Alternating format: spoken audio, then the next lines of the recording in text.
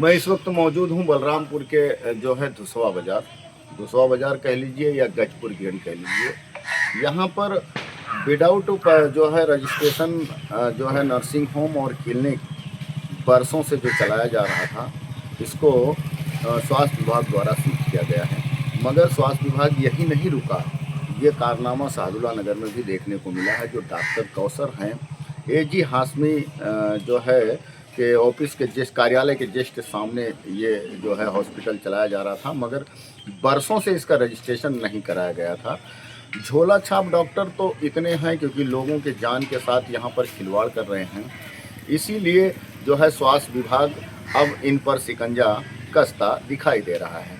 मगर कुछ चीज़ें ये है कि जैसे एडिशनल सेमो और उनके जो बाबू हैं, अगर ये विजिट के लिए निकलते हैं तो प्रावधान ये कहता है कि जो सीएससी के अधीक्षक होते हैं उनको संपर्क जो है सूचना देना अनिवार्य होता है, मगर ऐसा दिखाई नहीं देता है।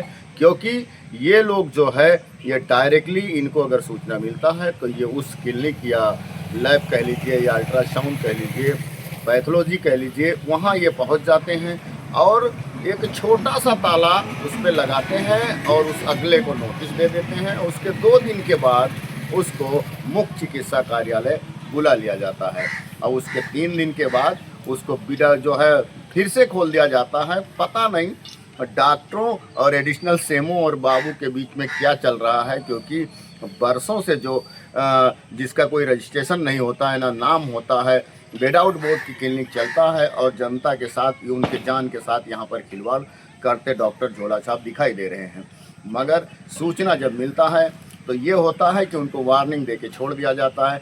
आखिर इतनी हमदर्दी क्यों कि जनता की जो जान है इतनी सस्ती है। जिन डॉक्टरों को इंजेक्शन पकड़ना नहीं आता है वो भी जो है मरीजों को बाकायदा ग्लूकोज चढ़ाते हैं। एक बार फिर बलरामपुर में स्वास्थ्य विभाग के ऊपर ये जो है सवाल खड़ा हो गया है, क्योंकि सीज का मतलब ये होता है कि बाकायदा उन पर FIR करवाया जाए, मगर ये दिखाई नहीं देता है। बलरामपुर से मोहम्मद फारूक, बोलता यूपी न्यूज़।